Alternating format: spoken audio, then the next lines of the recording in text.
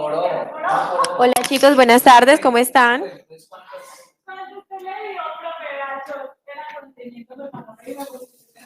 Hola, profe. Chicos, Entonces, por eso tampoco.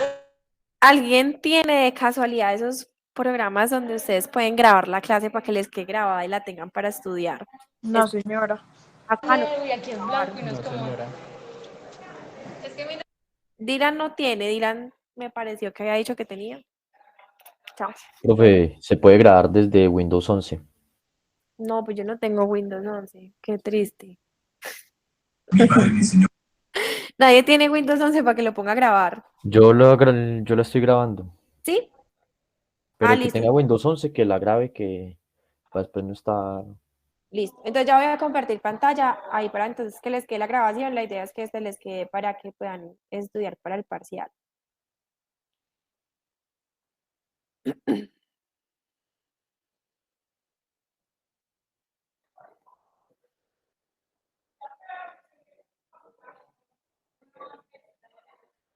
Bueno, ¿están viendo todos? Sí, profe. Bueno, muchachos, entonces hoy vamos a terminar ya con digestivo. Hacemos un break y vemos reproductor de macho, que como les decía la vez pasada, son los dos únicos temas que nos quedan teóricos. ¿Listo? Bueno, entonces, cuando vamos a hablar del sistema digestivo de los rumiantes, vamos a hablar específicamente de una particularidad que ellos tienen en en el estómago, que son lo que ustedes conocen comúnmente como los cuatro estómagos de la vaca, ¿cierto?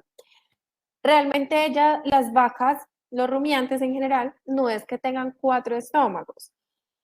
Lo que pasa es que ellos tienen unos proventrículos.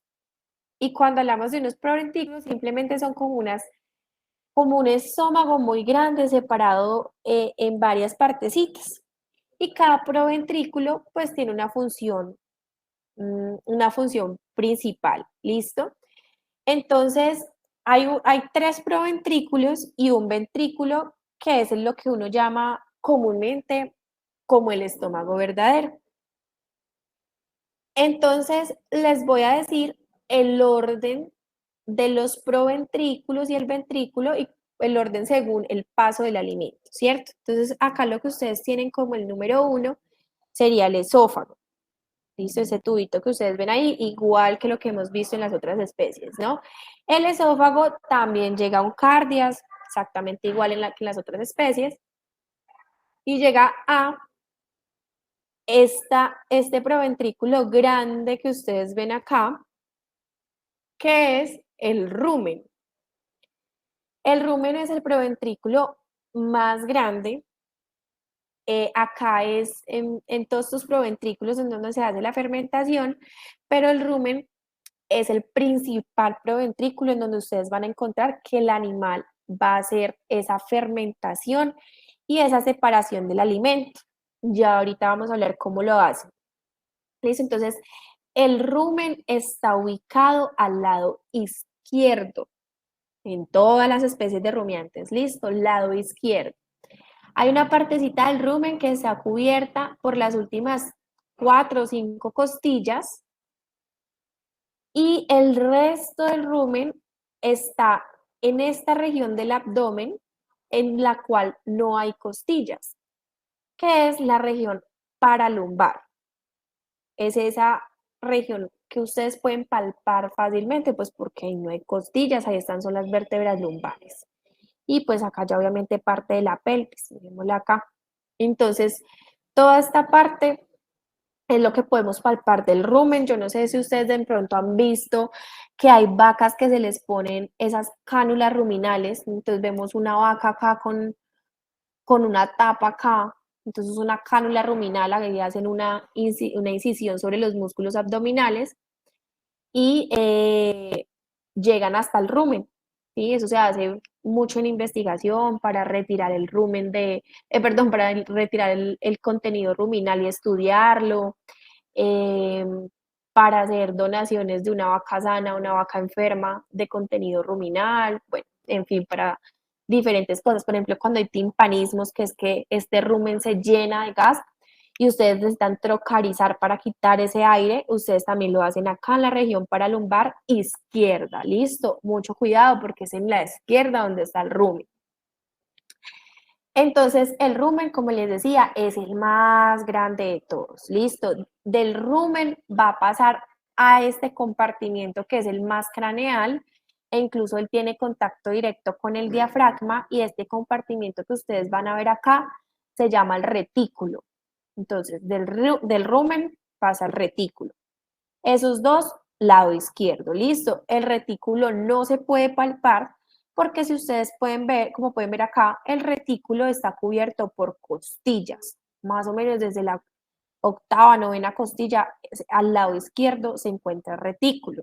Entonces, no lo podemos palpar, listo.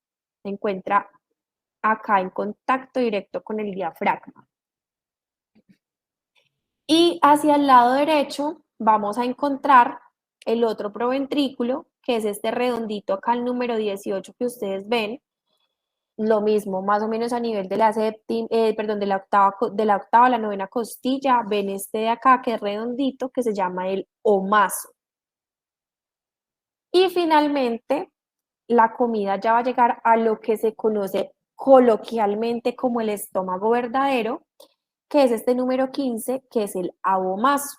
Ahorita que lo veamos, le llaman estómago verdadero porque acá se hace toda la secreción de, por ejemplo, de histamina, de gastrina, o sea, toda esa secreción que usted le van a ver más a fondo en fisiología, esa secreción que ayuda para la digestión, la van a hacer acá.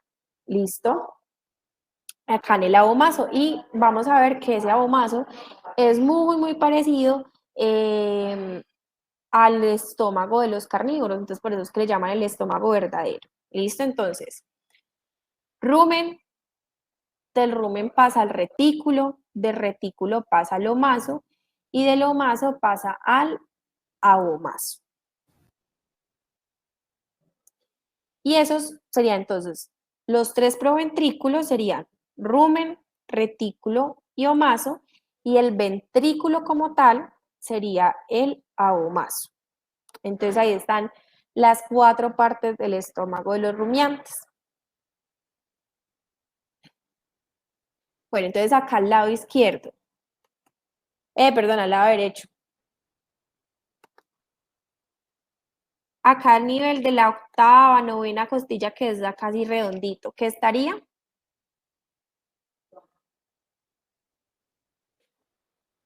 ¿Qué proventrículo? No, el que proventrículo está al lado derecho, derecho. No es El omaso. Omaso. El omaso, muy bien. Y a nivel ventral, al lado derecho, La omaso. el abomaso.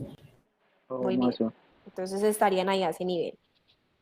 Y al lado izquierdo, entonces, acá más o menos a nivel de la octava, lo mismo, octava, novena costilla, pero al lado izquierdo.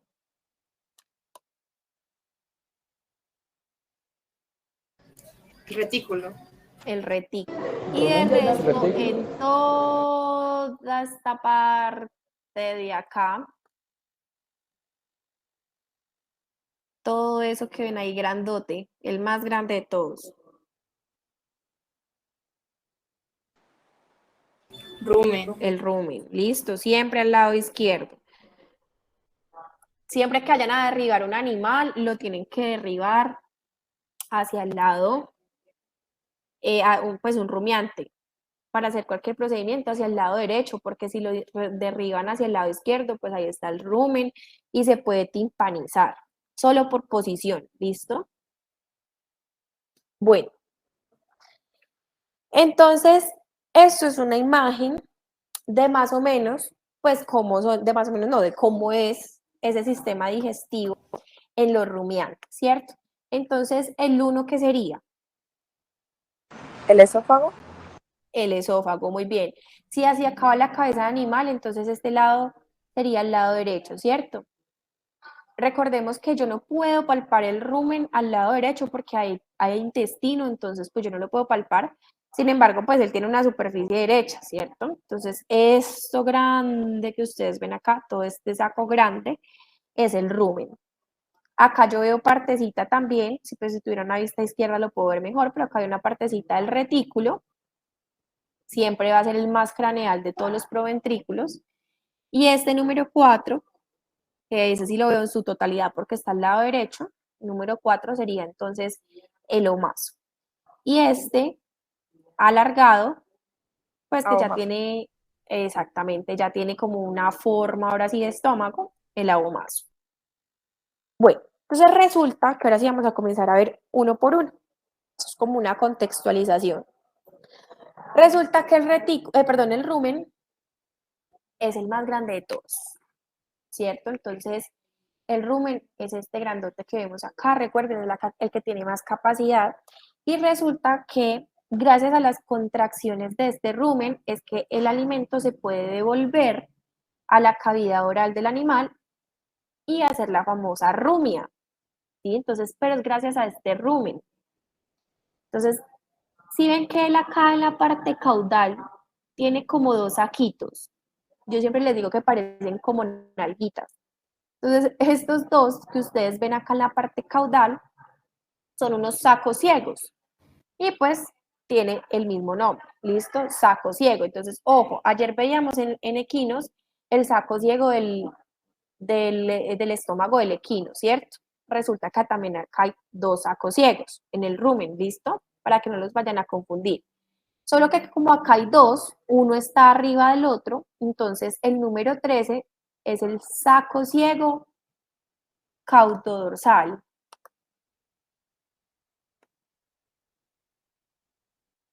Este que les acabo de encerrar. Entonces, caudo porque está en la parte de atrás del rumen y dorsal porque está arriba, ¿cierto? Entonces, saco ciego caudo dorsal y el 14, pues entonces es el saco ciego caudo ventral. Resulta, muchachos, que bueno, esos son los dos primeros sacos. Acá ustedes ven otro saco grande, ya se los estoy acá señalando, que es el saco dorsal. Y el número 9, pues sería el saco ventral.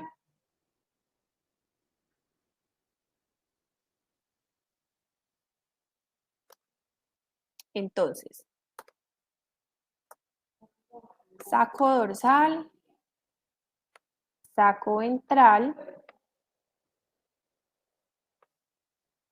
saco ciego, caudo dorsal y saco ciego, caudo ventral. ¿Para qué les enseñé todos estos sacos?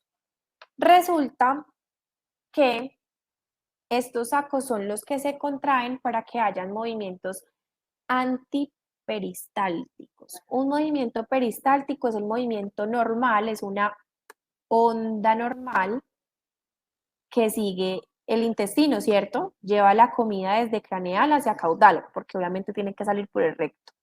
Pero cuando, por ejemplo, hay procesos de vómito o en este proceso como la rumia, lo que necesitamos es que el alimento no se vaya hacia caudal, sino que se vaya hacia craneal. Entonces, eso le llamamos movimiento antiperistáltico. La contracción de estos sacos que ustedes ven acá son los que hacen el movimiento, antiperistáltico.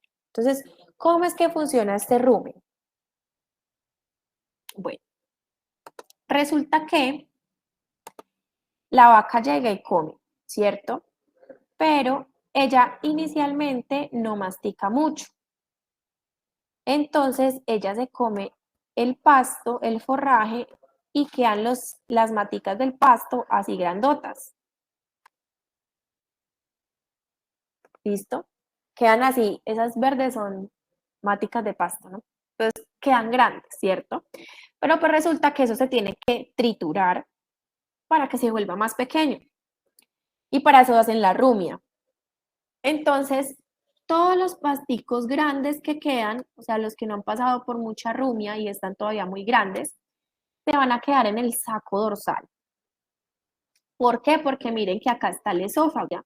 Para que el pastico quede muy pequeñito. Entonces, ya una vez el pasto con partículas más pequeñas de pasto llega aquí al saco ventral. Listo, entonces una vez llega acá al saco ventral, ya tiene, pues porque es más pequeño, él cae una vez acá al saco ventral. Listo. Y ya, ahí ya puede pasar ahora sí a un proceso de digestión.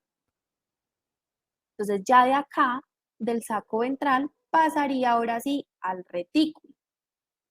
Entonces, saco dorsal, alimento grande que se tiene que rumiar. Saco ventral, alimento pequeño que está óptimo para poder pasar por el resto de los proventrículos. Los sacos ciegos caudo-dorsal y los sacos ciegos caudo-ventrales son los encargados de contracción ruminal para que se pueda devolver el alimento y hacer la famosa RUM. ¿Sí quedó claro para qué sirve cada estructura anatómica?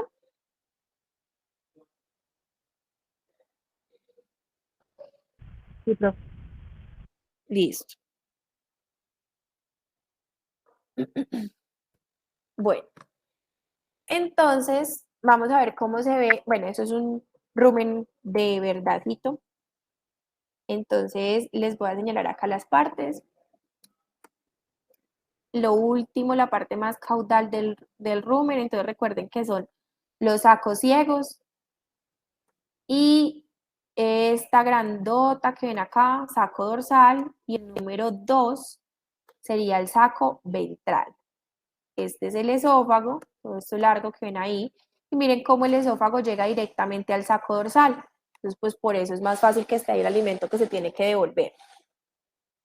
Listo, entonces, estos son los sacos ciegos, estas X que estoy dibujando acá.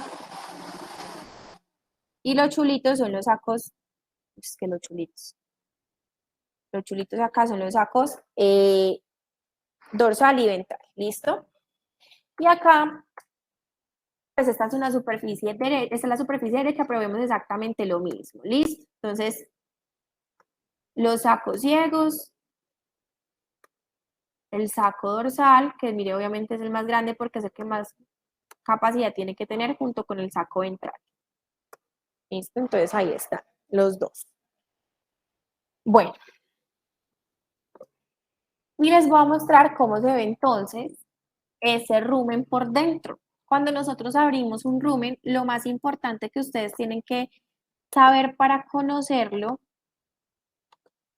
es que miren, el rumen tiene estas papilas que ustedes ven acá, que son las papilas ruminales. ¿Listo? Entonces, esas papilas ruminales son características del rumen. ¿Listo? Entonces, esas papilas ruminales se desarrollan cuando el animal ya comienza a consumir pasto. Entonces, recuerden que inicialmente el animal, el ternero, pues cuando nace, el primero se considera que es monogástrico porque solamente consume leche, entonces no está utilizando sus proventrículos, por lo que los proventrículos no están desarrollados. Cuando ya le comenzamos a dar después concentrado combinado con forraje, estas papilas se comienzan a desarrollar. Y entre más rumia le pongamos a hacer el animal y más alimento de forraje tenga, estas papilas van a estar más desarrolladas. Por lo que en un animal adulto vamos a encontrar mayor cantidad de papilas ruminales. ¿Listo? Entonces, lo primero que tenemos que tener en cuenta, estas papilas ruminales. Ya estos que vemos acá, por ejemplo, esos son los sacos ciegos, ¿sí? Miren esto. Y esto que vemos acá, que es como un doblez, que ustedes ven como una elevación de la mucosa que no tiene papilas, se llaman pilares. La función de los pilares es separar esos sacos ciegos por dentro y los sacos dorsales y ventrales, ¿listo? Entonces, esos sacos pues están separados por los pilares, ¿listo? Entonces, los pilares, la función es básicamente eso, dividir los sacos del rumen, ¿listo? Entonces, todas estas elevaciones que ustedes ven son pilares. Este es el saco ciego caudo-dorsal, este que está acá es el caudo-ventral, miren que pues, se ve como un saquito ciego, ¿cierto? Como si no tiene más para allá. Todo este es el saco dorsal y todo este espacio que obviamente acá está cortado porque pues tuvieron que cortarlo para mostrar todo el rumen, es el saco ventral. ¿Listo? Y estas elevaciones, los pilares. Lo mismo acá ya podemos visualizar un poquito mejor cómo se ven los sacos dorsal. Entonces miren todo este espacio de acá que es el número 3, es el saco dorsal y toda la parte ventral pues es el saco ventral. ¿Listo? Entre el 6 y el 2. Todo esto. Entonces recuerden acá en el saco ventral, comida ya triturada, ya con partículas mucho más pequeñas. Saco dorsal, partículas más grandes que necesitan ser rumiadas. Y el 4 y el 5 son los sacos ciegos, caudo dorsal y el caudo ventral, que son los que se contraen, ¿listo? Y entonces esas son las papilas ruminales, mírenlas ahí, eso es una fotografía pues ya con mucho zoom, pero no con tanto, pero una cámara con muy buena resolución para que ustedes vean cómo se ven las papilas, ¿listo? Esas papilas se ven así entonces en todos los rumiantes que ya saben, estén haciendo rumia, estén consumiendo forraje. Terneritos no van a encontrar esto así y no van a encontrar el rumen desarrollado tampoco. Bueno, y del rumen entonces, ¿a dónde pasamos?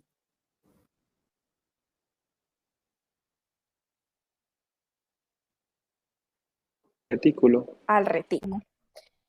El retículo es este número 7 que vemos acá. El retículo ya es mucho pequeño, de verdad mucho más pequeño, igual que el humazo, pues porque acá no necesitamos tener un almacenamiento de comida, ¿cierto? Acá simplemente nos va sirviendo de paso del alimento y como de filtración. Entonces el retículo, el alimento pasa por unos orificios, el orificio tiene el nombre de orificio rumino reticular, pues, rumino y va al retículo, entonces rumino reticular, ¿listo? Por ahí pasa el alimento, es ese orificio que ustedes ven acá grandote, y el retículo, lo que más me importa que sepan del retículo son dos cositas. Uno, la mucosa que tiene el retículo. Entonces, esta mucosa que ustedes ven acá, miren que parecen como si fuera un panal de abejas. Los espacios se llaman celdas y las paredes que conforman ese espacio, ¿sí? Que hacen esa celda, se llaman láminas. Acá les voy a poner esta imagen. ¿Listo? Entonces, miren estas flechitas amarillas que están acá mostrándoles el espacio. Entonces, este espacio son las celdas. Y estas láminas blancas que ustedes, esas estructuras blancas que ven alrededor del espacio, o sea, alrededor de la celda, se llaman láminas reticulares.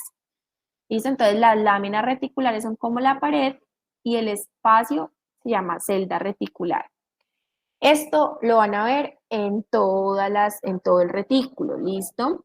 Y pues miren que por dentro hay unas papilas muy chiquiticas, más como una especie de, como si fueran cónicas. Son mucho más pequeñitas, ¿listo?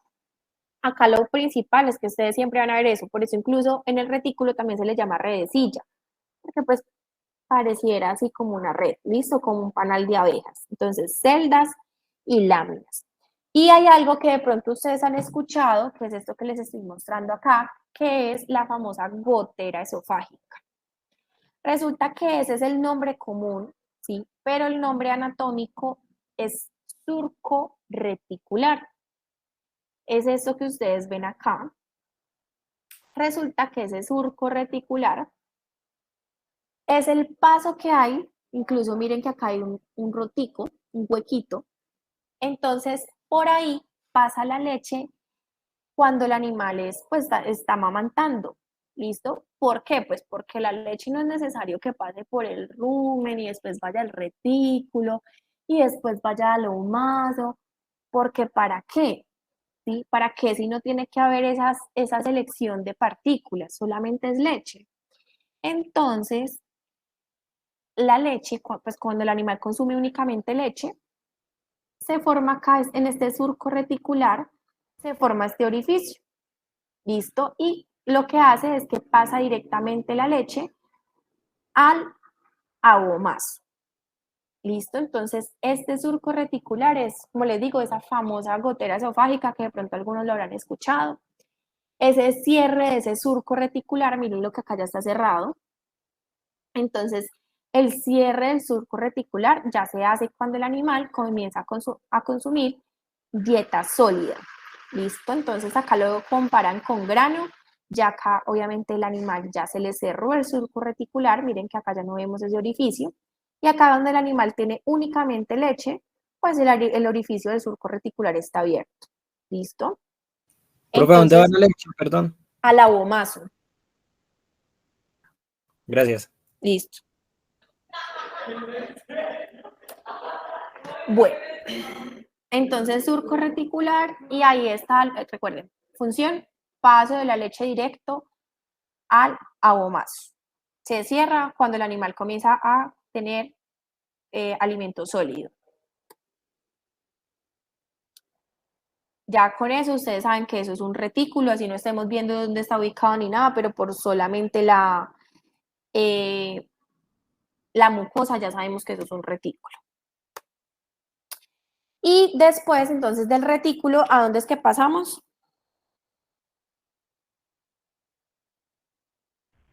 A lo más. Omaso. Al omaso. Entonces, el omaso le llaman también librillo. Y resulta que el omaso parece un librillo, realmente parece un libro, ¿listo? Él tiene muchas láminas, que son estas que les están señalando acá con las flechitas. Entonces, él tiene láminas y sobre las láminas tiene esas papilas que son esos punticos blancos que vemos en las láminas, ¿listo? Entonces, esas se llaman láminas omasales. Son las únicas estructuras que vamos a ver en el omaso. ¿Listo? Entonces, la mucosa está compuesta por láminas omasales. Y las láminas son unas estructuras delgadas, casi sirve como de filtración de la comida, listo, del alimento. Entonces, láminas omasales y ellas tienen las papilas omasales. Y del omaso, ¿a dónde pasamos entonces la comida? A lo más.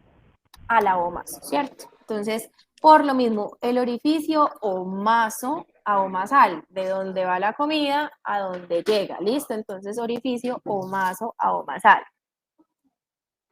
Es este que ven acá. Y llegamos ya al abomaso. Resulta, muchachos, que el abomaso, se los voy a mostrar acá, el abomaso tiene las mismas partes de un estómago de carnívoros. ¿Listo? Entonces, ¿cuáles son las partes?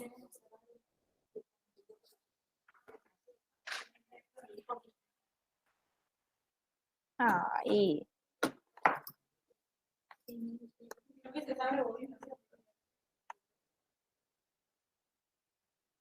Fundus.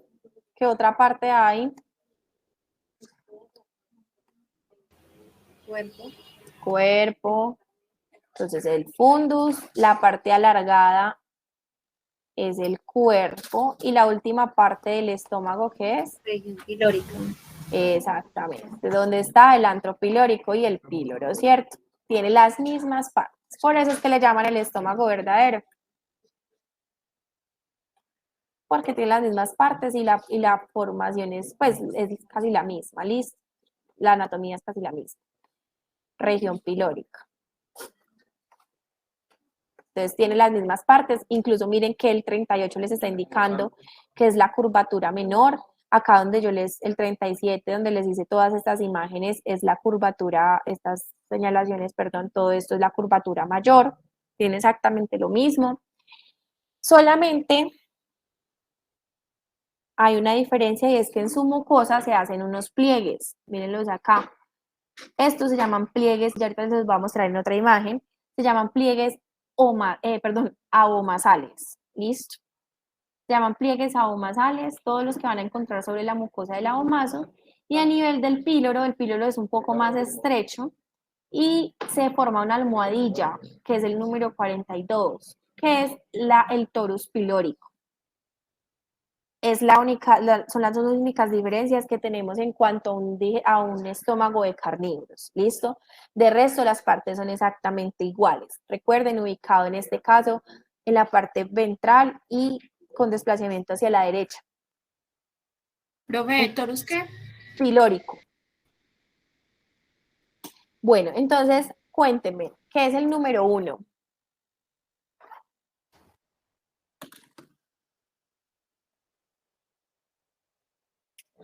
El rumen.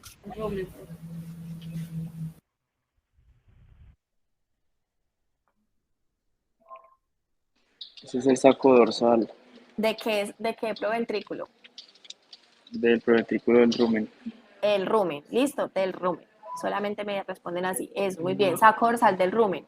El número 2, Saco ventral del rumen. eso bien. 4, Saco ciego dorsal del rumen. saco ciego caudo dorsal. Ajá. Y Ah, el 5, caudo dorsal. y Saco el ciego caudo 5, ventral. el caudo ventral. Muy bien. La mucosa del rumen está caracterizada por tener ¿qué?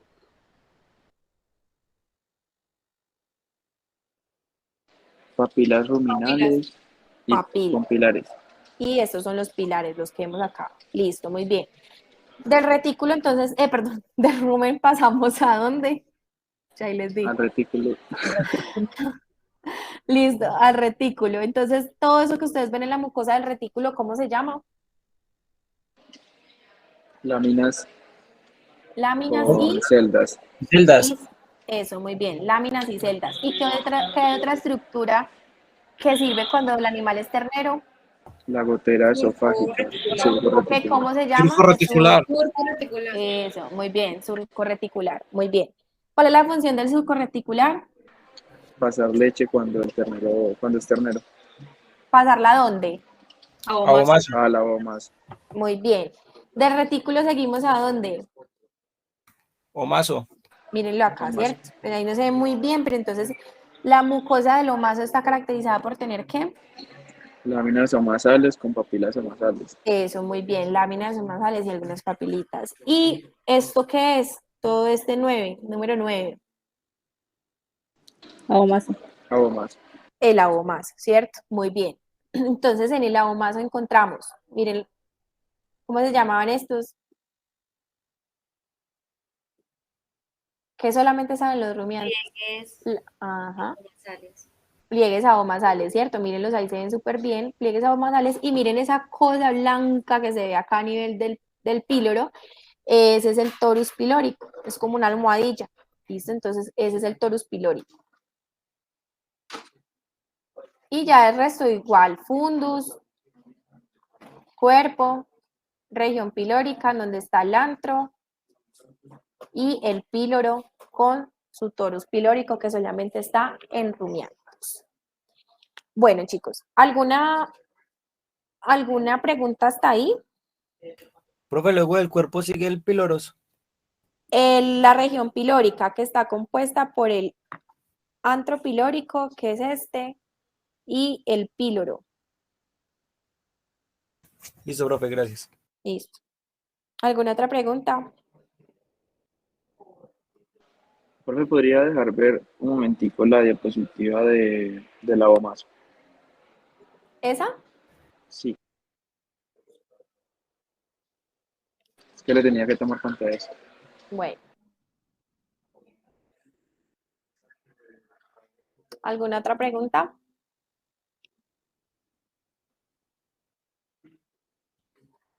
Bueno.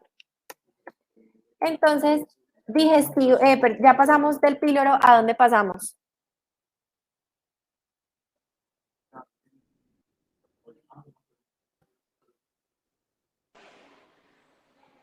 El intestino ¿Cuál? al delgado. Es intestino delgado. Entonces acá sí, eso es exactamente igual, muchachos, acá no hay diferencias. Todo esto es intestino delgado donde vamos a encontrar duodeno. Después del duodeno, ¿qué sigue? El yeyuno. Qué lindo. Por acá les responde a mis que Lilio, no me vayan a hacer eso. Bueno, entonces yeyuno, todo esto yeyuno. Mírenlo acá, que es lo que ustedes comen. Esto sí es chunchulla. Esto es lo que ustedes comen como la chunchulla. Entonces todo eso es el yeyuno y ya después sí sigue el ilion. ¿Listo? Acá es exactamente igual, muchachos, no hay diferencia. La única diferencia es que en el mesenterio, ¿sí? Que recuerden que es esa telita que veíamos en los otros animales, entonces en el mesenterio hay una cadena de linfonodos, que son estos moraditos que ustedes ven acá. todos esos linfonodos moraditos están únicamente en rumiantes y son moraditos porque por ahí va sangre y se llaman linfonodos hemales. Esos solamente están en rumiantes y cuando ustedes vayan a hacer una inspección, cuando ustedes vayan a hacer una inspección en una planta de beneficio, cuando ustedes vayan a revisar esos intestinos, ustedes miran que esos linfonodos hemales estén ahí, porque si no están los linfonodos hemales, van a tener un intestino de lo que veíamos ayer, por ejemplo, ¿sí? De un caballo. Entonces, eso es una forma de verificar que lo que sí esté el intestino que esté ahí sí sea de rumiantes. Listo, están únicamente en rumiantes y se ven exactamente igual a como lo están viendo acá en esto, que se ven así como moraditos. Obviamente quedan de pronto un poco más oscuros por la sangre, listo. Entonces, linfonodos hemales lo van a encontrar sobre todo el mesenterio, especialmente sobre el mesoyeyunio, o sea, a nivel del yeyunio. Y ya, entonces pasamos después del ilion, ¿qué sigue? Ciego. ¿Qué sigue? Hola, hoy empezamos El porque ciego. hoy tenemos una cosa de Ciego. El ciego, profe. El que no Eso, ve. que no ve, me dice. Bueno, contarle que no me lo voy a poner así en el parcial, todo está bien. Sigue el ciego, ¿cierto? Entonces véanlo acá. El ciego es ahí siempre cerca al ilion. Acuérdense que yo les decía que el mismo tamaño del ciego es el ilion, es el mismo tamaño del ilion, excepto en equinos. Acuérdense cómo es el ciego de equinos, ayer lo vimos. Listo, entonces acá está el ciego, listo, y después del ciego sigue el colon ascendente. Lo que sucede es que este colon ascendente acá en rumiantes va a hacer unos giros, ¿listo? Entonces, vamos a empezar acá, y acá sí se los pregunto pues como les decía, de manera teórica, pero para que se sepan el recorrido. Entonces tenemos el ciego, y el ciego pasamos a colon ascendente con esta primera asa que ustedes ven acá, que es el asa proximal. Entonces, la comida sigue por acá y acá vamos a comenzar a tener unos giros y se los voy a mostrar en esta imagen que se ve mejor. Entonces, tenemos acá el ciego, acá vemos el asa proximal, espere que me perdí, acá vemos el asa proximal, listo, la número 7, y sigue acá el alimento, sigue por acá, y miren que van hacia adentro los giros, es como una espiral, ¿cierto? Esos giros que van hacia adentro se llaman giros centrípetos. Miren, vuelvo y se los muestro, van hacia adentro, listo. Giros centrípetos. Y miren que llegó acá una flexura y esa flexura me cambia la dirección de los giros. Y ahora van hacia afuera, como cuando ustedes ponen a la lavadora a centrifugar, que eso comienza a dar giros, pero hacia afuera. Estos giros que van hacia afuera se llaman giros centrífugos. Yo todavía sigo en colon ascendente, listo. Entonces lo vuelvo a decir, ciego, asa proximal y continúo por acá con los giros entonces centrípetos, listo, hacia adentro. Hacia adentro. Flexura central me cambia la dirección de los giros y ahora van hacia afuera con giros centrífugos. ¿Listo? Esos que están acá, giros centrífugos. Y ya llego a esta asa que está acá, encima de la proximal, que se llama asa distal. Y ya ahí se termina el colon ascendente. ¿Listo? Entonces, para recapitular, el colon ascendente está compuesto por giros. Giros centrípetos hacia adentro, flexura central, que es la que cambia la dirección de los giros, y me da los giros centrífugos que van hacia afuera, ¿listo? Y esa acá, ya el colon ascendente termina con el asa distal. Ya después sigue colon transverso, acá el número 11, colon descendente, este que parece una S, que es el sigmoideo, ya sigo con recto, y este es el ámpula rectal, que ya después sigue el ano. ¿Listo? Entonces acá de diferente, en el colon ascendente están los giros, de resto es exactamente igual. ¿Qué duda tienen hasta ahí, chicos? Profe, ¿cuál sigue después del colon transverso? Descendente.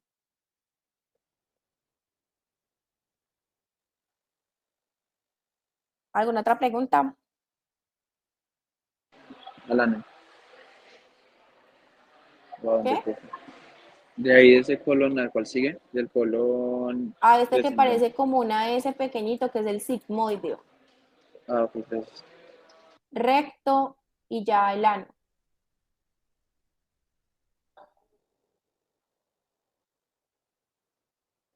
¿Alguna otra pregunta?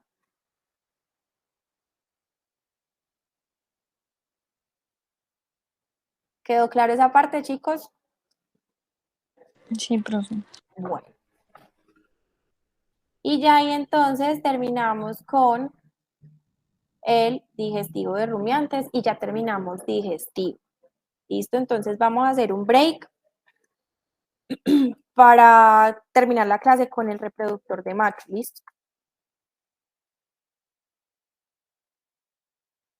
Entonces nos vemos en 20 minuticos, empiezo a las 4:10. ¿Listo? Vamos entonces ahorita.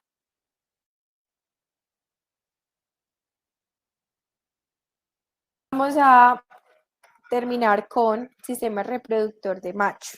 ¿Listo?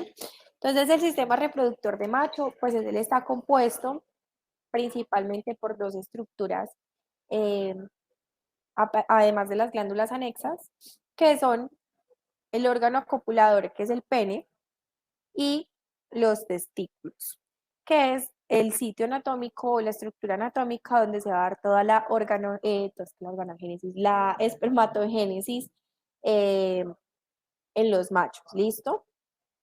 Entonces es acá pues los testículos, órgano copulador y unas glándulas anexas que las vamos a ver al final del tema. Voy a empezar entonces con los testículos, y cuando nosotros hablamos de los testículos en las diferentes especies, vamos a ver que ellos también tienen unas diferentes posiciones anatómicas. Entonces, en lo que es el gato y el cerdo, vamos a ver que tiene una posición perianal. Entonces están acá cerca a la región urogenital, entre lo que sería cerca acá al ano. ¿Listo? Entonces miren la posición de ellos, siempre en una posición horizontal. ¿Listo? Lo que es el perro y el caballo, ellos tienen una posición inguinal, es decir, ya en medio de los dos miembros, en una posición inguinal. Sin embargo, su posición en cuanto al testículo sigue siendo horizontal, como lo pueden ver acá. Y en los rumiantes, a pesar de que la posición de los testículos también es inguinal, como en el perro y en el caballo, él desciende de manera vertical. Entonces miren que él viene así, viene acá abajo y él viene en una posición vertical, mientras que el perro y el caballo están en una posición horizontal. Esa es la diferencia entre perro y caballo y pues los rumiantes.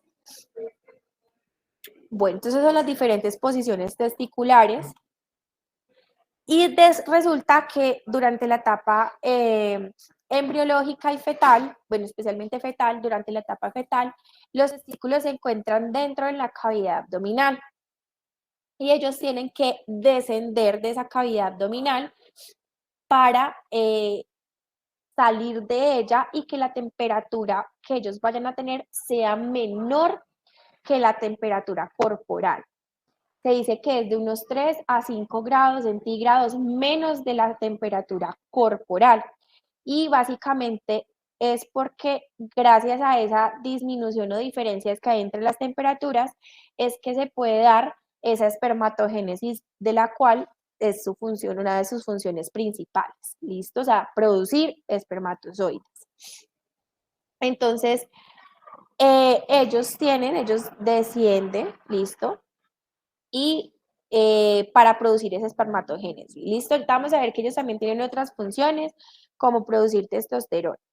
Pero básicamente esa espermatogénesis se tiene que dar cuando el testículo tiene una temperatura menor a la temperatura corporal. Profe, Señor, ¿lo puedo volver un momentico por favor, la imagen anterior? Listo, profe, dale, muchas gracias.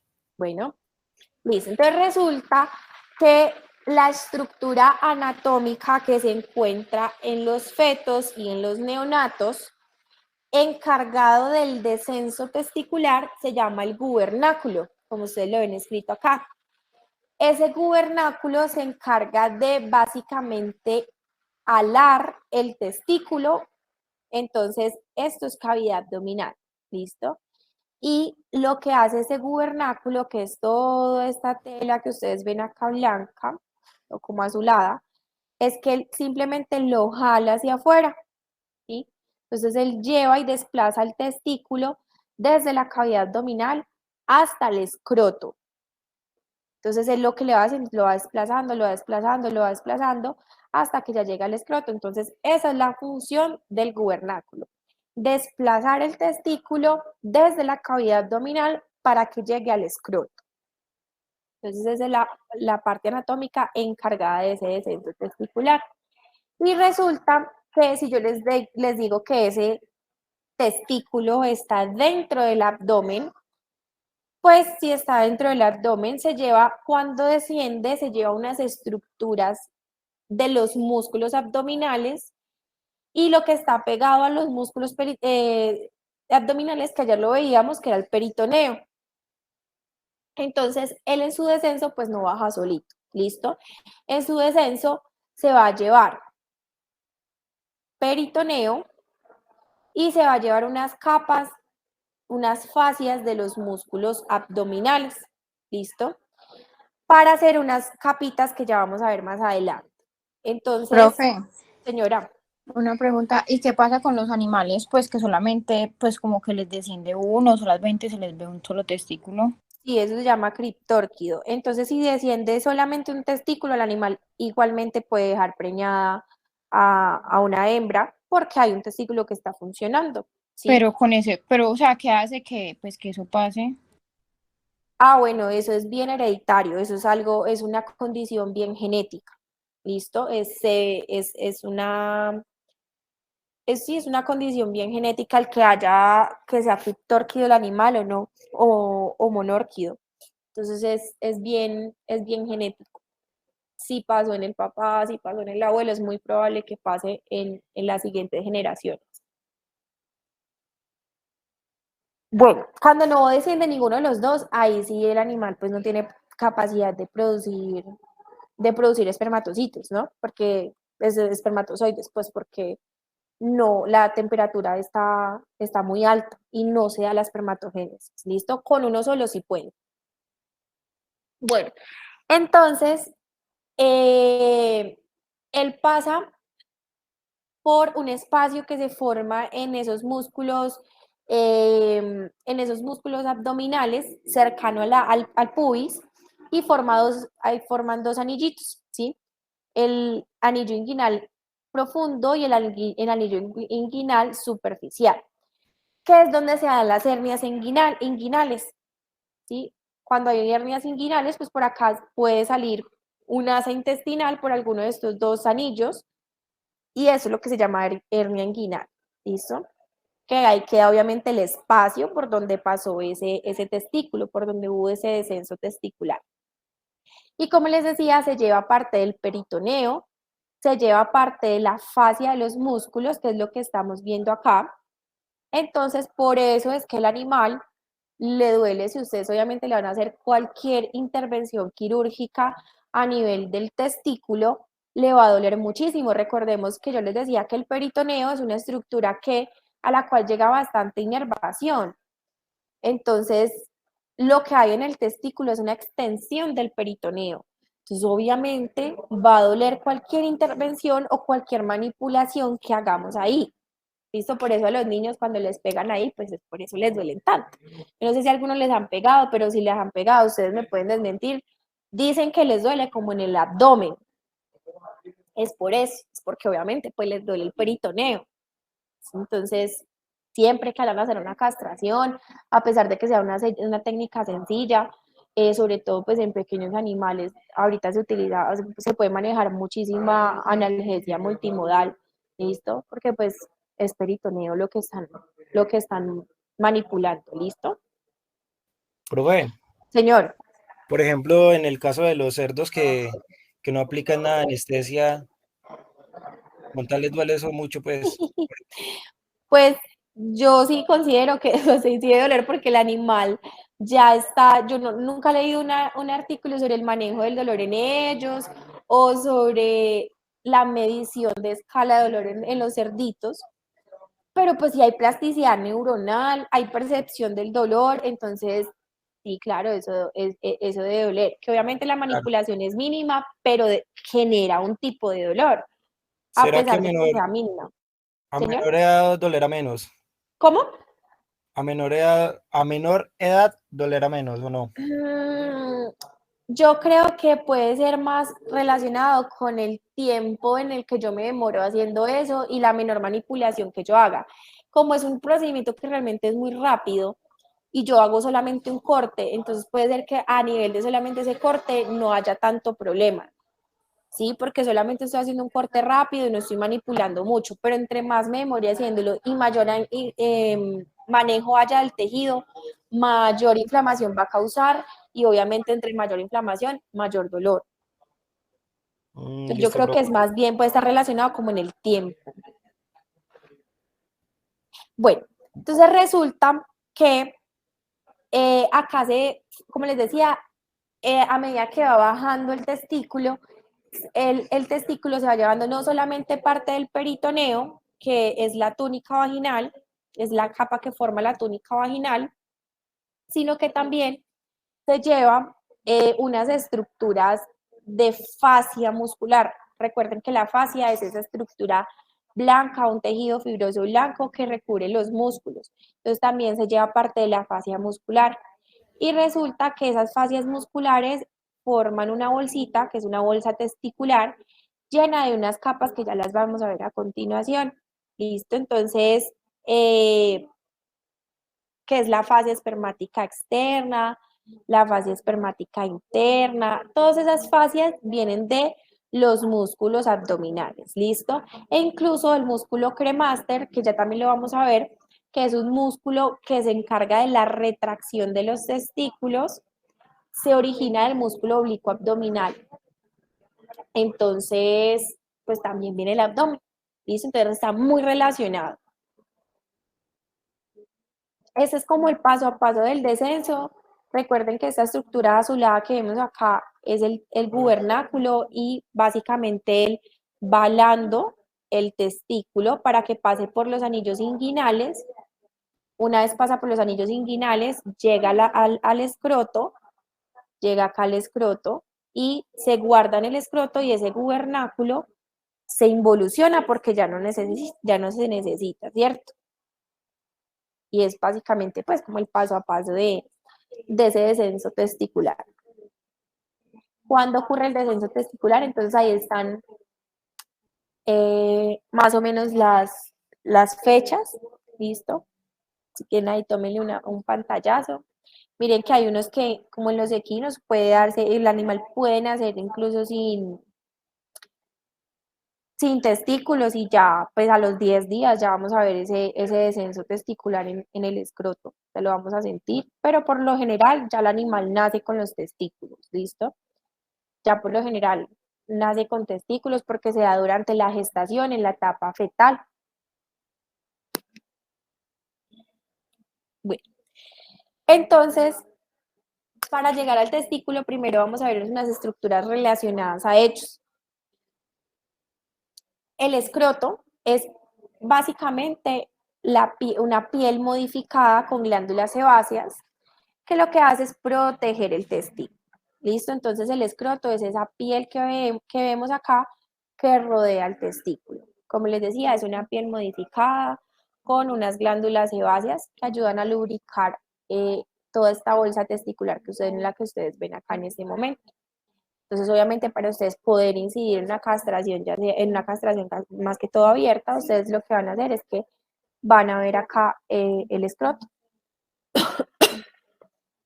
Primero van a incidir el escroto. El escroto de manera interna tiene un rafe que se llama rafe escrotal, que lo que hace es separar el testículo izquierdo del testículo derecho. Ellos están separados por el rafe escrotal. Bueno, entonces resulta que ese rafe, acá está mejor. Una vez ya quitamos escroto, vamos a encontrar esta bolsa que ustedes ven acá, que es todo esto blanco, que es donde está, dentro de él está el testículo como tal. Miren acá el testículo. Y él está en una bolsita, él está guardado en una bolsita. Esa bolsita se llama bolsa escrotal y está compuesta de esas fascias que se llevó de los músculos abdominales cuando descendió. ¿Listo? Entonces, son 3 fascias, realmente verlas incluso en disección es complicadito. Acá se ven, pues se las voy a mostrar acá. Esta es la fascia espermática externa, esta es la fascia espermática interna y esta que ya vemos acá, que es la que tiene contacto directo con el testículo, es la túnica vaginal. Entonces, son 2 fascias, fascia espermática externa, fascia espermática interna y túnica vaginal. Las fascias espermáticas, vuelvo y les digo, son las fascias que recubren los músculos abdominales que se llevan durante su descenso, y la túnica vaginal es lo que se lleva del peritoneo. Entonces, sobre todo cuando yo voy a hacer una castración abierta, que es que yo abro estas túnicas y estas fascias para yo poder sacar, ahí es cuando más va a doler. Cuando yo la hago arriba de cordón espermático, duele menos, porque lo que les decía, es menor lo que yo manipulo. Entonces, estas 3 forman esa bolsa testicular, que es donde se guarda el testículo.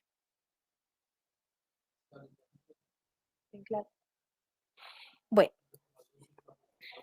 miren que yo retiro esa bolsa, ¿sí?, compuesta por las 2 fascias y la túnica, retiro y ahora sí veo bien acá el testículo.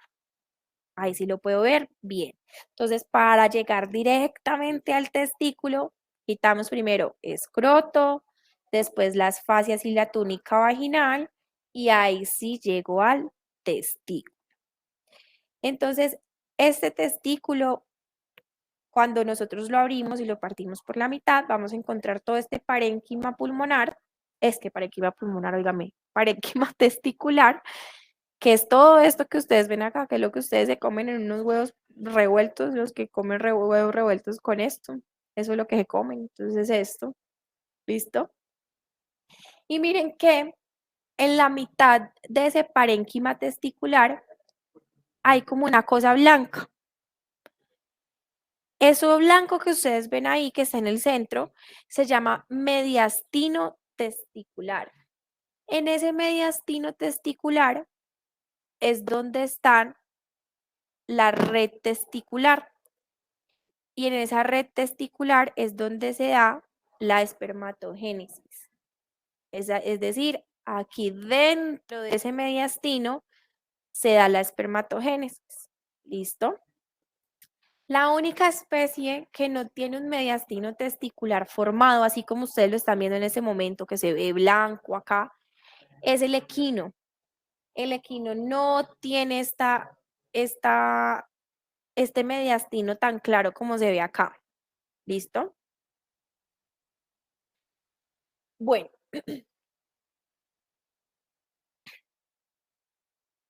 Entonces, acá les voy a explicar con este diagrama porque realmente en ninguna estructura anatómica se ve bien lo que hay dentro de ese mediastino. Entonces, el mediastino es ese espacio blanco que ustedes ven, que está en el centro del testículo, en el centro del parénquima pulmonar.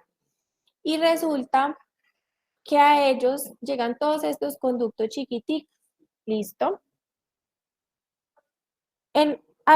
Esos conductos, ahí es donde se va a dar toda esa espermatogénesis de las que la venía a hablar.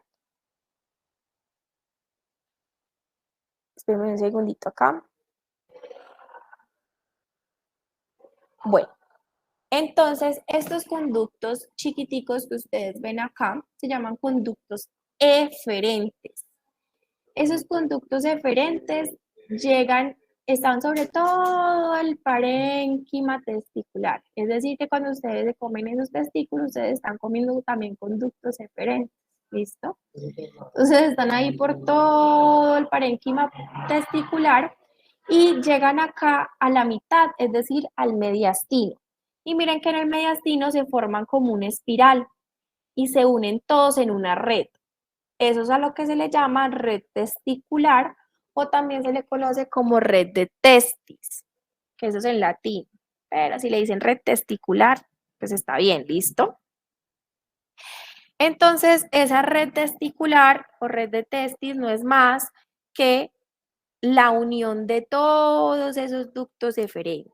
Y recuerden que ahí dentro es donde se da la espermatogénesis, donde se van a producir inicialmente todos esas primeras etapas de los espermatozoides, que son los espermatocitos. ¿Listo? Entonces acá se va a comenzar a formar. Y ya después, una vez que se forman esos espermatocitos, van a pasar a esta parte que es el epidídimo. El epidídimo tiene una cabeza que está en el polo craneal, o sea, en esta parte del testículo, ¿listo? Entonces, tiene una cabeza, toda esta parte alargada es el cuerpo del epidídimo y finalmente esta parte que ustedes van a ver acá, la parte caudal del testículo, van a encontrar entonces la cola. En la cola se da la maduración de los espermatozoides. Es decir, ellos se quedan acá unos días esperando a madurar y una vez estén maduros, ellos pueden ya ahora sí salir por este ducto que ustedes ven acá, que se llama el ducto deferente. Entonces, ducto eferente se encuentran dentro del testículo y se da inicialmente la espermatogénesis. Y en los ductos deferentes con D, lo que hace es que ya transporta los espermatozoides maduros. ¿Listo? Y ya ahorita vamos a ver hasta dónde los lleva. Y acá en el epidídimo lo que se hace entonces es la maduración de esos espermatozoides. Listo, ya ahí acá salen inmaduros, se maduran en el epidídimo y ahí sí ya salen finalmente a toda esa parte ya vamos a llevarlo a la uretra. ¿Listo? Entonces, recuerden que el epidídimo es cabeza, cuerpo y cola. Y los vamos a ver acá. Vamos a ver esas mismas partes acá, ¿listo? Entonces, esperen que yo creo que tengo una... Ay, no les tengo una mejor fotico de eso. Bueno, entonces acá está la cabeza, el cuerpo, perdón, cabeza, cuerpo y cola a este nivel. ¿Listo? Y miren entonces que el epidídimo siempre va a estar al ladito, pues ahí al lado del testículo. ¿Listo? Bueno, ¿alguna duda hasta ahí?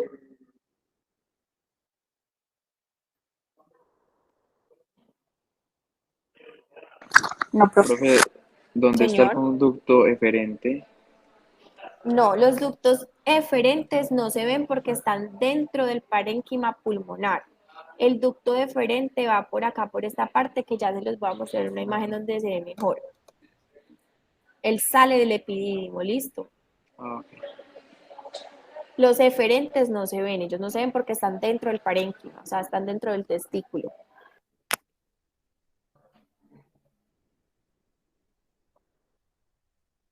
Bueno, entonces, esto que les estoy mostrando aquí es el músculo cremaster. Este musculito se corta muchas veces cuando ustedes van a hacer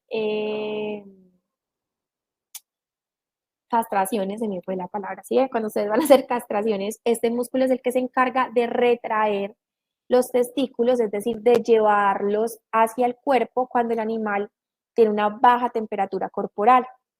Cuando el animal tiene una baja temperatura corporal, este músculo se contrae y obviamente lleva entonces los testículos hacia el cuerpo para poder mantenerlos pues ya no tan bajos. Recuerden que tienen que estar en una diferencia de 3 a 5 grados centígrados menos.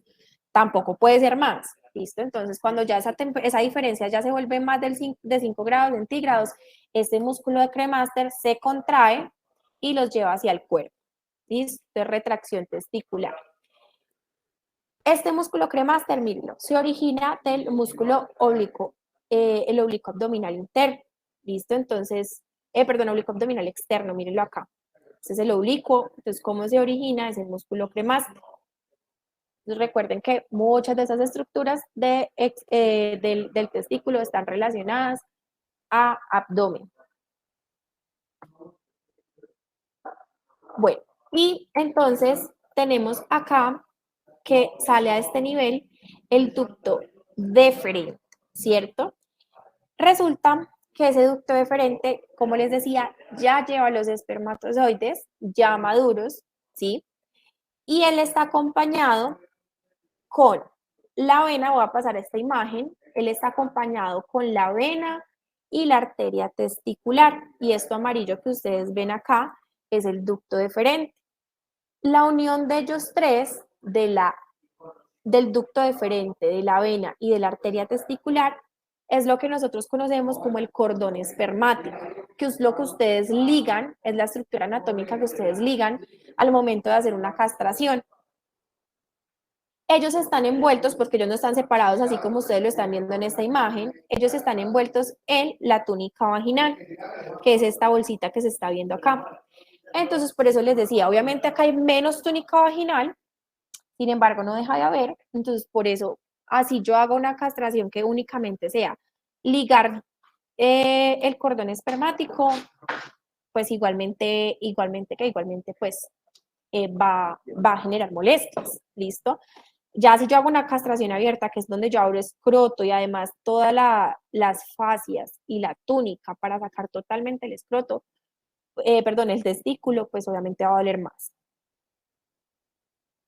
Bueno, entonces, acá la unión, recuerden la unión de el ducto, la unión del ducto, el ducto deferente, la arteria y la vena testicular es el cordón espermático, que es todo esto que ustedes ven acá. Esto es lo que ustedes van a ligar en la castración. ¿Listo? Es todo eso que ven acá. Y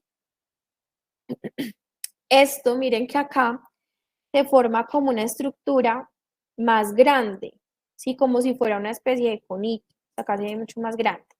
Resulta que es esto mismo que nosotros estamos viendo acá en esta imagen. Si ustedes ven, la arteria testicular es envuelta por toda esta cosa azul que se ve ahí. Eso son una red de venas que se forman alrededor de la arteria testicular y se llama plexo pampiniforme. Ese plexo pampiniforme es la unión de muchas venas, como lo ven acá en esta represión, es la unión de muchas venas y rodean la arteria testicular. La función principal es disminuir la temperatura de la arteria testicular para que llegue aún más frío y regule la temperatura que tiene que haber a nivel del testículo. Entonces, esa es la función del plexo pampiniforme. ¿Listo? Disminuir la temperatura que lleva la sangre de la arteria testicular.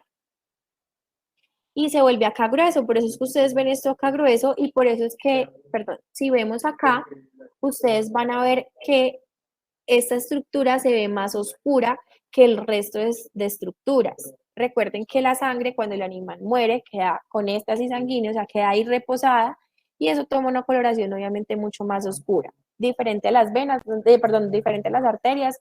Por ejemplo, los que vieron ayer la aorta ya cuando el animal murió y se desangró se veía supremamente blanco, ¿listo? Porque ahí no queda éstasis sanguínea. Entonces, obviamente eso ya nos indica que acá hay muchísimas venas y por eso lo vemos más oscuro. Entonces, toda esta parte que ustedes ven acá, mucho más oscura, todo eso es el plexo pampiniforme. Entonces, el plexo pampiniforme, ustedes no van a cortar a nivel del plexo pampiniforme porque habría muchísimo sangrado. Ustedes van a cortar más hacia dorsal, donde está únicamente la arteria y la vena testicular y pues el ducto deferente. Entonces, no es lo mismo que yo haga un corte acá, que es mucho más delgado, a que yo haga un corte acá, donde hay muchísimas más venas. ¿Listo? Entonces, el corte, la ligadura del cordón espermático va a ser acá, en la parte dorsal. ¿Listo? Donde está todo esto delgado. ¿Vamos claros hasta ahí, chicos? Sí, señora. Bueno. Miren incluso que acá, si ustedes logran ver y de acá son un poquito detallistas, acá se ve una estructura rodeando el ducto deferente. Perdón, el cordón espermático, todo el cordón espermático. Esta estructura que ven acá, ese es el anillo inguinal externo o superficial. Es este que está acá. El interno sí no se ve. Entonces, por ahí pasó el descenso testicular. Por ahí hubo descenso testicular. Bueno, entonces resulta que yo voy a seguir con el recorrido de los espermatozoides. Entonces van por el ducto deferente, que por acá entonces se unía y formaba el cordón espermático, ¿cierto? Pero el ducto deferente sigue ahí, él sigue por acá, tiene que llevar obviamente esos espermatozoides, sigue por acá, y los ductos deferentes van a llegar a la uretra. La uretra, eso lo vemos la próxima clase. La uretra es esta parte delgada que termina de transportar la orina hacia el exterior. ¿Sí? Entonces acá tenemos la vejiga. La vejiga es un órgano de almacenamiento de orina. Entonces tenemos la vejiga acá. Y la vejiga se contrae para expulsar esa orina. Y la orina entonces va a seguir por acá, por todo esto delgado que vemos acá, que es la uretra. Resulta que en el macho, la uretra tiene función no solamente llevar la orina, sino que también transporta espermatozoides. ¿Por qué? Porque esa uretra pasa acá por el pene y recuerden que el pene es el órgano copulador. Entonces, tiene doble función. En la hembra sí solamente lleva orina. Entonces, llega ahí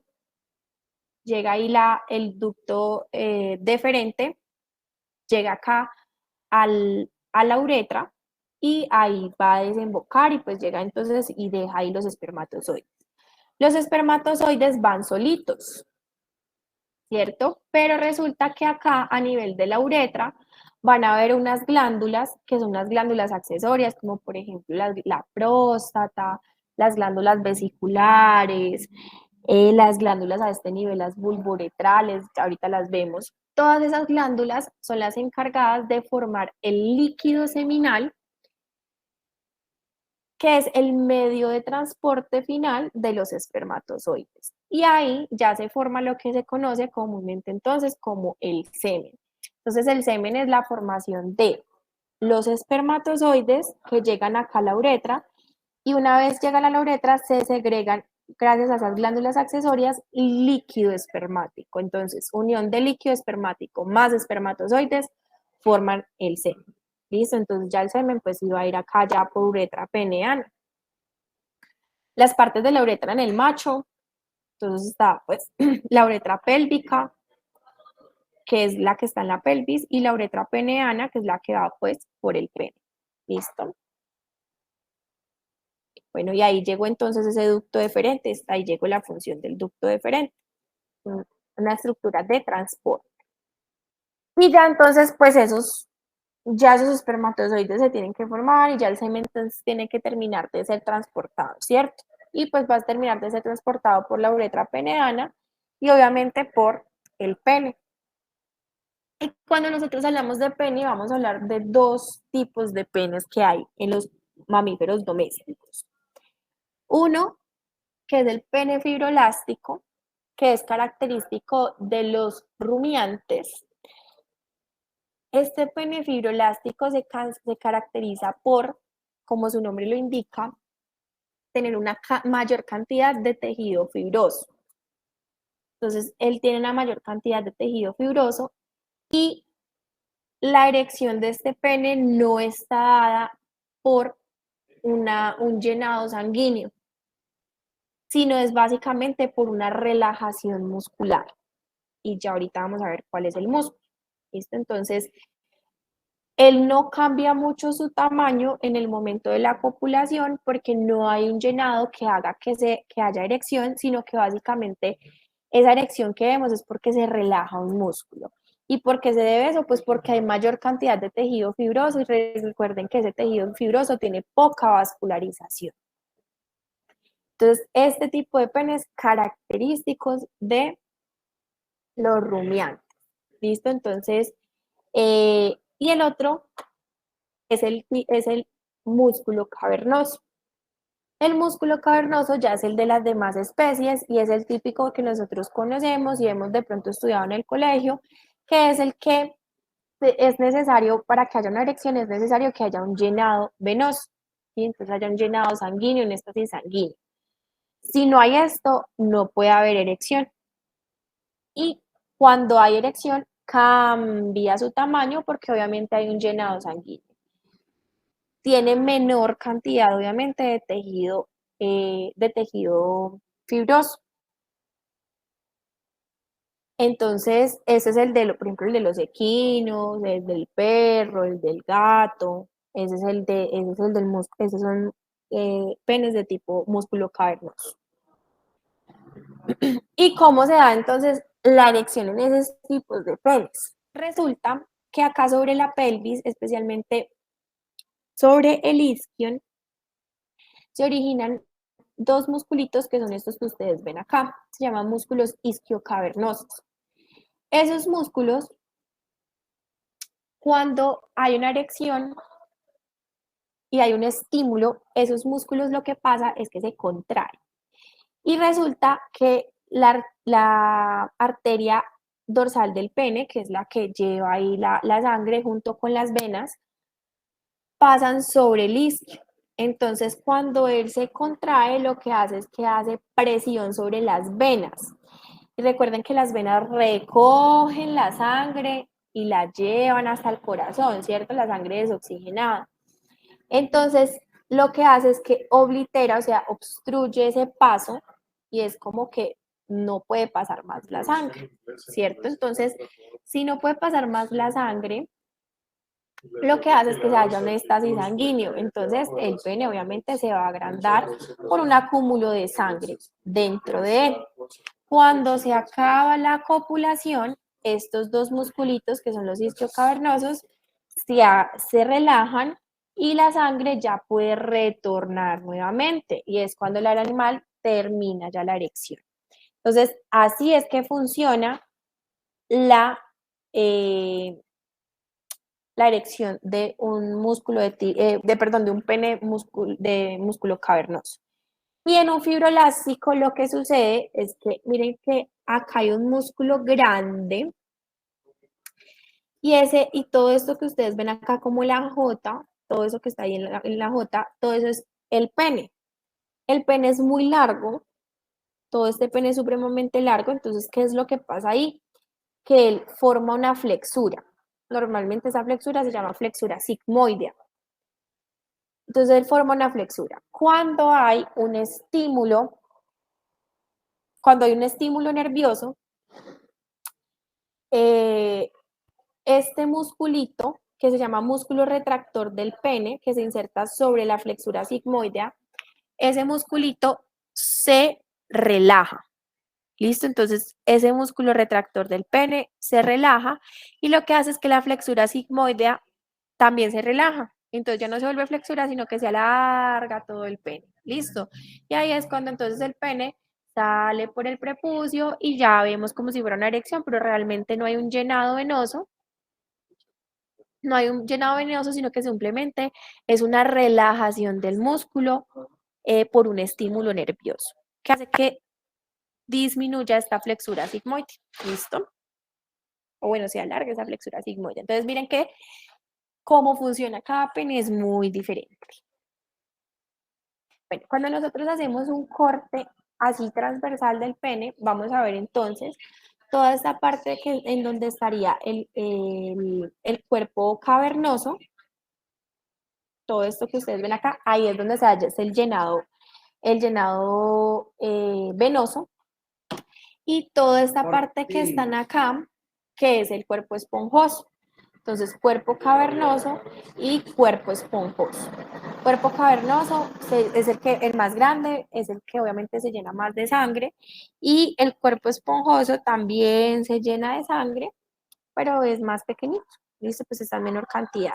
Miren que acá en el centro hay como un espacio, esa es la uretra peniana, ¿listo? Entonces, obviamente, cuando hay una erección, como ese cuerpo esponjoso está rodeando la uretra peneana, pues entonces obviamente obstruye parte del lumen de la uretra, y por eso pues para ellos obviamente es un poco más complicado orinar en el momento en que tiene una erección.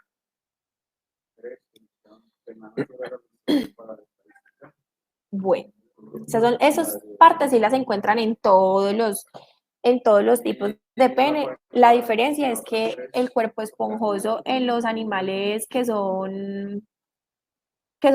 tienen penes de tipo fibroelástico, pues obviamente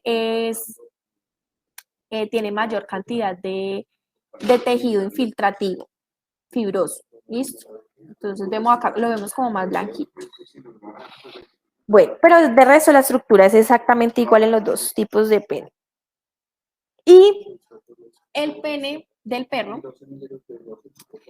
el pene del perro, entonces tenemos acá que tiene una característica diferente a los otros, que de pronto algunos lo conocen, que es el hueso del pene. ¿Listo? Entonces ese hueso del pene del perro se encuentra muy cercano a la uretra. Por eso, muchachos, cuando hay fractura de ese hueso, sobre todo en animales que ya está copulando con la perrita y lo separan, ese hueso se tiende a fracturar. Entonces, por hacer ese tipo de maniobra. Y si se fractura, se rompe la uretra. Y si se rompe la uretra, pues obviamente se desgarra, y ahí tenemos un gran problema porque muchas veces no se puede reparar. Lo que toca hacer es cortar un pedazo de pene completo para dejar la uretra buena. Entonces, por eso es mejor que ustedes ya, cuando ya están allá, pues ya simplemente dejen que terminen los perritos, porque ya lo que les podrían hacer sería un mal.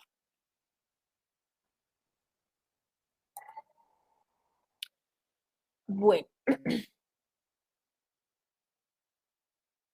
Bueno, acá es como para que ustedes vean cómo ese pene entonces viene desde acá, desde el isquio, y él se dobla y va sobre la región púbica de los animales. Acá son estos musculitos los que yo les digo que hacen presión sobre el hueso, que es el isquio cavernoso, que hace presión sobre el hueso para que haya llenado vascular. Ya la parte final del pene, muchachos, es lo que nosotros conocemos, que es esta parte más craneal, que es lo que conocemos como el glande. En el glande ya va a tener la finalización o la terminación de la uretra, y ese glande cambia en algunas especies, por ejemplo en el equino, forma una corona, que es eso que se vuelve muy grande cuando, por ejemplo, cuando el animal está en erección, es eso que se agranda, listo, que es la corona del glande. Es toda esta parte de acá. Y también forma esto que les voy a mostrar, que es la fosa del glande. Esta fosa del glande, para los que les gusten los equinos y quieran de pronto incursionar en la parte de reproducción de equinos, cuando ustedes estén trabajando haciendo colectas, siempre tienen que tener muy buena limpieza a nivel de la fosa del glande, porque acá se acumulan partículas de orina, residuos de orina, residuos de semen, y si no tienen una buena limpieza acá en la fosa del glande, eso puede predisponer a infecciones urinarias. Entonces, acá en el equino siempre laven muy bien y limpien muy bien este espacio que rodea el orificio uretral externo. Eso que ustedes ven acá, ese rotico que ven ahí, es ya la parte final de la uretra, y se llama orificio uretral externo. Ya es por donde sale la orina, por donde sale el semen, listo, es eso. Y es por donde ustedes van a sondear. Si necesitan sondear un perro, uno sondea por acá, o un animal, perdón, pues cualquier macho, uno sondea por acá, listo. Y esto que rodea acá, entonces sería la fosa del glande, la fosa del glande, siempre muy buena limpieza, listo. En equinos, esa fosa del glande solamente está en equinos. En el caso de los bovinos, esto es un glande bovino, miren la diferencia, entonces, corona del glande únicamente en equinos, y acá ya no tengo corona del glande, ¿cierto? Simplemente es un glande alargado, no tiene corona, no tiene ningún engrosamiento. Lo único que tiene es este rafe que ustedes ven acá, que se llama el rafe del glande. Eso pasa en bovinos, ¿listo? El rafe del glande, este que ven acá.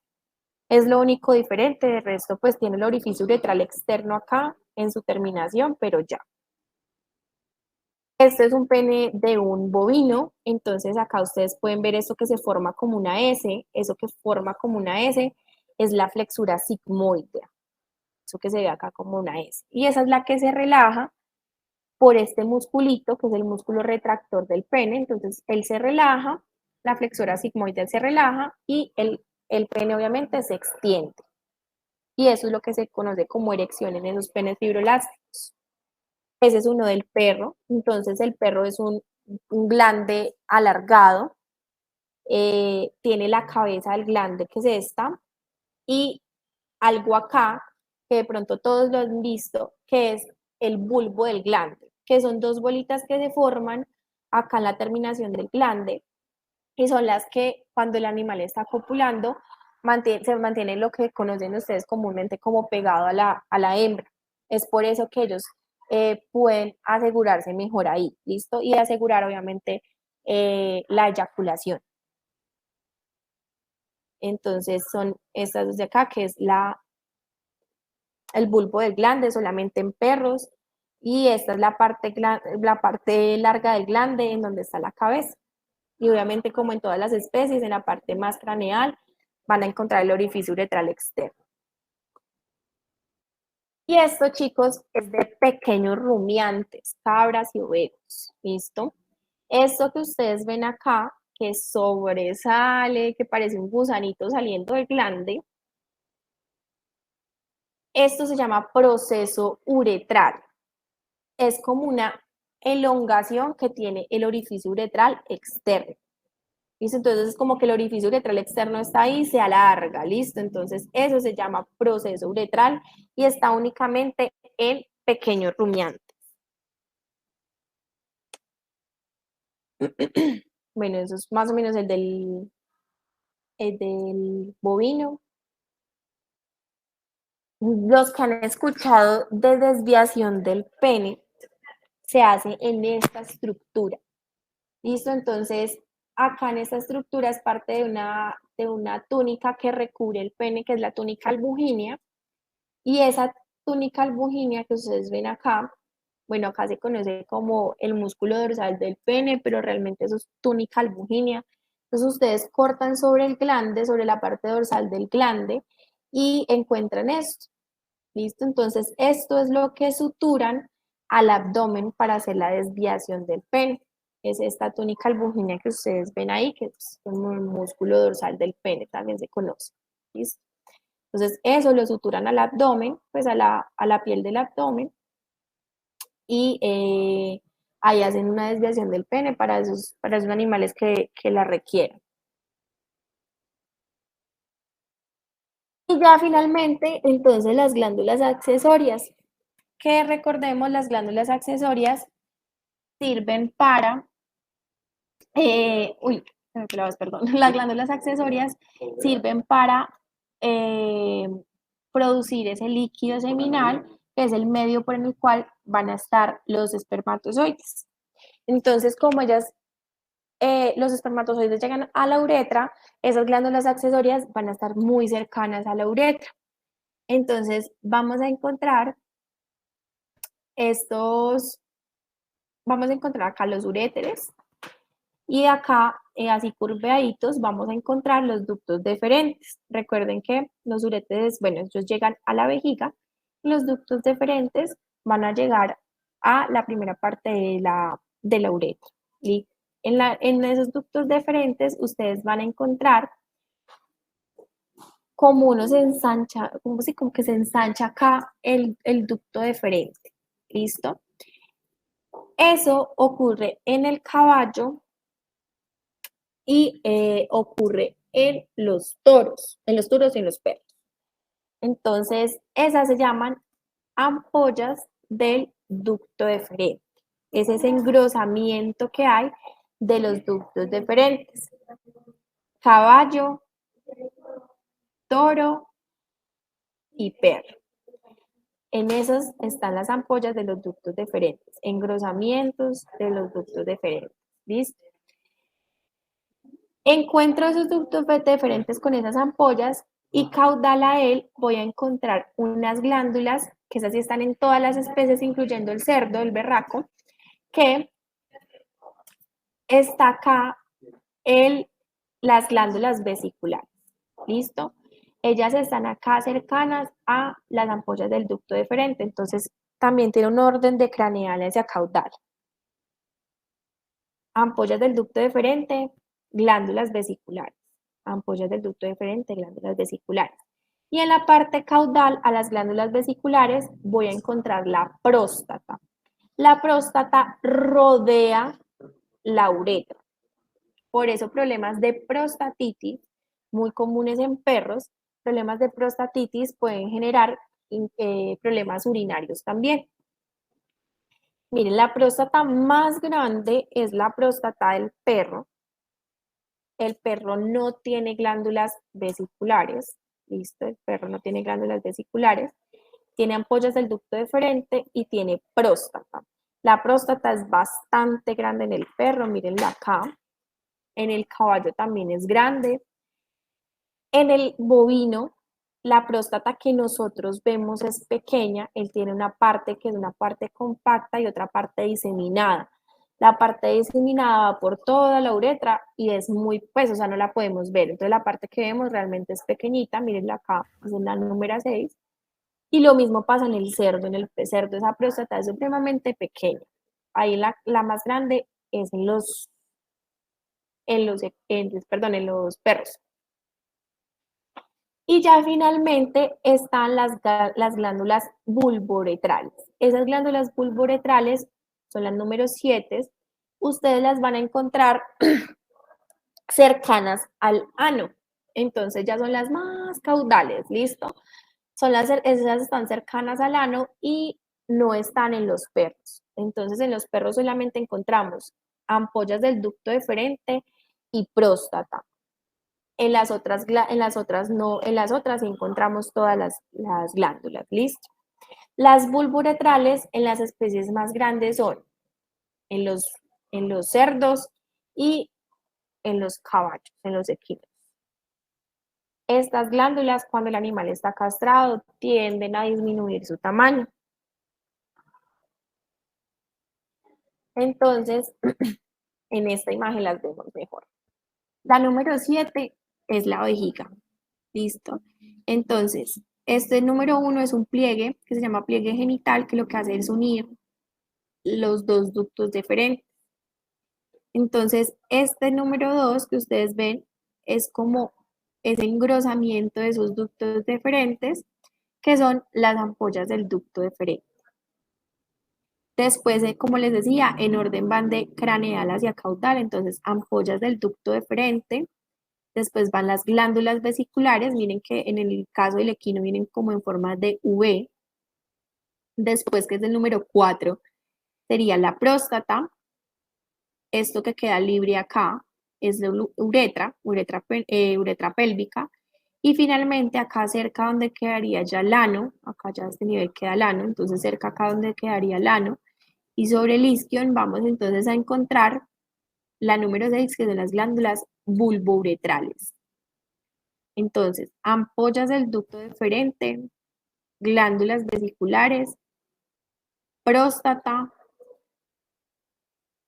uretra y glándulas bulboretrales. Si esto fuera un perro, solo encontraríamos la glándula, la ampolla del ducto deferente y la, la próstata. Esa es una próstata de un perro. Si está abierta acá, todo esto que ustedes ven por donde va la pinza, todo este espacio que está acá, es la uretra. Bueno, chicos, ¿alguna duda de eso?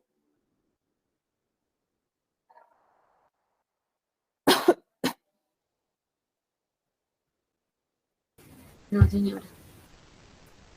Listo. Entonces, ya con esto, entonces terminamos nuestro último tema teórico. Eran solo estos dos temitas teóricos que nos quedaban pendientes. Ya entonces nos vemos la otra semana. Terminamos de ver urinario allá en el laboratorio y reproductor de hembra. ¿Listo? Entonces les recomiendo que vayan estudiando lo que hemos visto, porque el parcial ya es en 2 semanas, pues para que no se les acumule y dejen todo para la última semana. ¿Listo? Porque vean que siempre es artico tema. Entonces la otra semana ya terminamos ese tema para parcial y ya terminamos de cuadrar fechas entonces la otra semana. Listo, profe, muchas gracias. Bueno, chicos. Entonces estamos